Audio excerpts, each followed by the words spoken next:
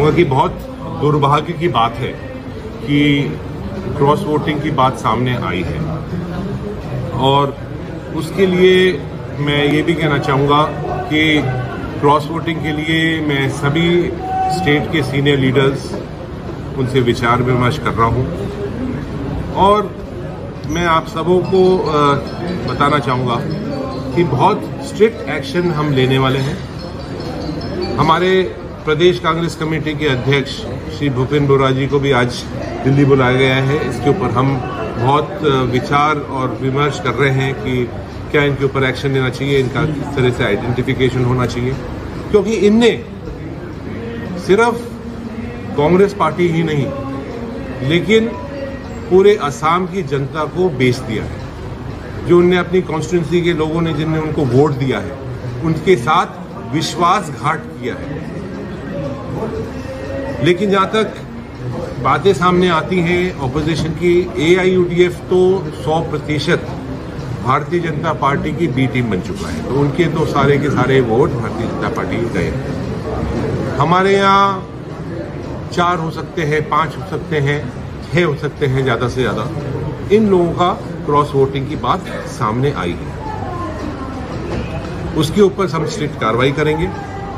और आसाम की जो आम कार्यकर्ता है उसका एक विश्वास कांग्रेस पार्टी की लीडरशिप और कांग्रेस पार्टी का जो लेजिस्लेटिव पार्टी है, कांग्रेस लेजिस्लेटिव पार्टी का पूर्ण विश्वास रहे, इस तरह की व्यवस्था हम करने वाले हैं। उन सबों के ऊपर कड़ी से कड़ी कार्रवाई होगी। नाम आप बोल सकते हैं कि किन किन कौन कौन सा लोग आपको आइडेंटिफाई किया है? इसके ऊपर हमारा विचार विमर्श चल रहा है, क्योंकि आप जानते हैं कि इसके ऊपर सीक्रेट बैलेट हुआ। पिछले राज्यसभा चुनाव के अंदर कुछ माननीय विधायकों ने इन्फ्लुएंस होकर खरीद फरोश कर और जिस तरह की कार्रवाई करी, उनको हमने तुरंत उसी दिन उनको हमने पार्टी से सस्पेंड कर दिया। आपको लगा होगा, आपने देखा होगा, पहली बार ऐसा हुआ है कि 2 घंटे के अंदर अंदर सस्पेंशन के आदेश जारी हो गए। इसी तरह से, लेकिन मैं ये भी बात कहना चाहूंगा इस मौके पर कि अगर कोई गलत करता है, क्रॉस वोटिंग करता है, चाहे वो सीक्रेट बैलेट ही क्यों ना हो, लेकिन ये बात ज्यादा समय तक छुप नहीं सकती है, क्योंकि उसकी जो व्यक्ति के एक्शंस होते हैं वो सामने अपने आप आ जाते हैं। जिस तरह से कहते हैं ना, एक हिंदी में कहावत होती है, चोर के दाढ़ी में तिनका। कहीं ना कहीं उसके एक्शंस के सामने उसकी बात आ जाती है। तो सीएम ने दावा किया है कि 15 से 16 वोट हुआ है, आप लोग बोल रहे हैं कि 5 to 6। तो यहाँ पे लगता है कि ये एक उलझाने की कोशिश किया जा रहा है। देखिए, जहां तक माननीय मुख्यमंत्री जी की बात है, उसके बारे में ये एक ओपन सीक्रेट है। ये बात ज्यादा कोई लंबी चौड़ी कहने की जरूरत नहीं है कि जिस तरह की वो राजनीति कर रहे हैं, जिस तरह की वो लोभ लालच दे रहे हैं, आपने देखा आसाम का चुनाव हुआ, माननीय मुख्यमंत्री हिमंता बिस्वा शर्मा चीफ मिनिस्टर बने, उसके बाद जिस तरह के उनके कार्य रहा है वो सब जानते हैं। कहीं से वो खरीद सकते हैं, कहीं वो बेच सकते हैं, कहीं वो कुछ कर सकते हैं। आज चाहे राज्यसभा का चुनाव रहा हो, हमारे राष्ट्रपति जी का चुनाव रहा हो, तो वो बेचने वाले की तो चलो एक उसके ऊपर कार्रवाई होनी चाहिए, लेकिन जो करप्शन करके खरीद रहा है वो क्या है सामने? वो कोई दूध का धुला हुआ है क्या? आपने किसी को लोभ दिया है, लालच दिया है, किसी को पैसा पहुंचाया है, किसी को कोई पद देने का है, किसी का कोई डेवलपमेंट का काम कर रहे हैं, तो जितने दोषी बेचने वाले हैं या बिकने वाले हैं, उतने उससे बड़ा दोषी तो खरीदने वाला है। तो आपने पूरे आसाम के अंदर और नॉर्थ ईस्ट के अंदर एक बहुत बड़ा कलंक करा है कि आपकी जो सरकार चल रही है वो सीधा करप्शन के ऊपर, भ्रष्टाचार के ऊपर, गलत तरीके से काम करने की सरकार चल रही है। इतने बड़े बड़े स्कैम हो रहे हैं आज आसाम के अंदर, उनकी वाइफ के ऊपर इतने बड़े लांछन लग रहे हैं, इतना बड़ा उनका स्कैम हो रहा है, उसके ऊपर कुछ नहीं बोल रहे। वो खुद ही सीबीआई और पास्ट के अंदर जो जिस तरह से उनके कारनामे रहे हैं, उनको दबाने के लिए, कोशिश करने के लिए आज पूरे भारत सरकार के प्रधानमंत्री और गृह मंत्री और इन सब मंत्रियों के जाके पैरों के अंदर लेटे हुए हैं। तो ये एक आसाम के अंदर रिमोट कंट्रोल की सरकार चल रही है। ये आसाम की जनता की सरकार नहीं है, ये अमित शाह और मोदी की सरकार चल रही है।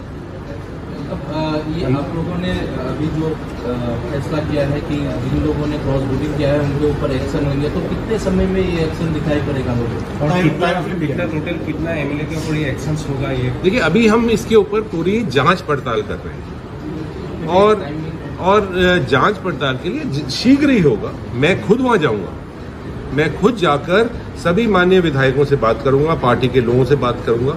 इससे सबसे बड़ा जो हमें दुख हुआ है इसका, हम सबों को तो हुआ ही है, हम सब यहाँ, मैं यहाँ का इंचार्ज हूँ तो मुझे भी एक बहुत बड़ा सदमा पहुंचा है। लेकिन जो एक आम कार्यकर्ता है पार्टी का, उसका कहीं मनोबल उसके अंदर गिरा है और उसका आज जो मेरे लिए सबसे अहम व्यक्ति है वो आम कार्यकर्ता है कांग्रेस पार्टी का। मेरे लिए कोई लीडर और ये सब अपने स्थान पर हो सकते हैं, लेकिन मेरा जो लीडर है, वो जो बूथ पर बैठने वाला जो व्यक्ति है, कांग्रेस पार्टी का झंडा उठाता है, वो मेरे लिए सबसे बड़ा लीडर है। उसका मान और सम्मान मैं सबसे आगे रखूंगा। नेम मिल गए हैं आज आपके पास जो सस्पेक्टेड एमएलए है, उसका कुछ मेरे पास कुछ शक के दायरे में आए हुए हैं लोग हैं। इस प्रेस वार्ता के दौरान उचित नहीं रहेगा कि मैं किसी का नाम यहाँ करूं, लेकिन मुझे उसके लिए पुष्टि करने के लिए मुझे कुछ और कार्रवाई करनी पड़ेगी। मैं जब मुझे पूरी पुष्टि हो जाएगी उसके ऊपर मैं कार्रवाई करूंगा। आखिरी सवाल, पंचायत इलेक्शन आने वाला है नेक्स्ट असम में, तो क्या कांग्रेस कोई नए स्ट्रेटेजी के साथ आएगी? क्योंकि पिछले जो चुनाव हुए उनमें बीजेपी से बहुत पीछे रह चुकी है। देखिए, अभी पंचायत चुनाव बहुत शीघ्र आने वाले हैं और पंचायत चुनाव के अंदर कांग्रेस पार्टी, आप देखेंगे कि बहुत ही अच्छा रिजल्ट सामने आएगा कांग्रेस पार्टी का। और इसलिए आएगा कि पिछले 1.5 साल की जो सरकार रही है, 1 साल और 3 महीने हुए हैं इस सरकार को, इस 1.25 साल के अंदर इस सरकार ने जो भी वादे करे थे, जो भी चुनाव के दौरान इनने भाषण दिए थे, उसके बिल्कुल विपरीत काम किया है। आसाम का मान और सम्मान के ऊपर एक बहुत बड़ा ठेस पहुंचा है। तो जनता खुश नहीं है।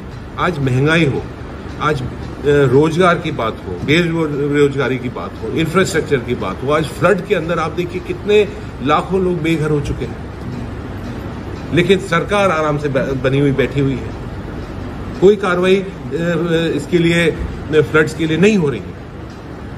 तो सिर्फ सरकार आज ये काम कर रही है, अपनी जेब भरने का काम कर रही है, बड़े बड़े स्कैम कर रही है, बड़ी बड़ी कंपनियां, बड़ी बड़ी जो इंडस्ट्री के हाउसेज हैं उनको जमीन अलॉटमेंट का काम कर रही है।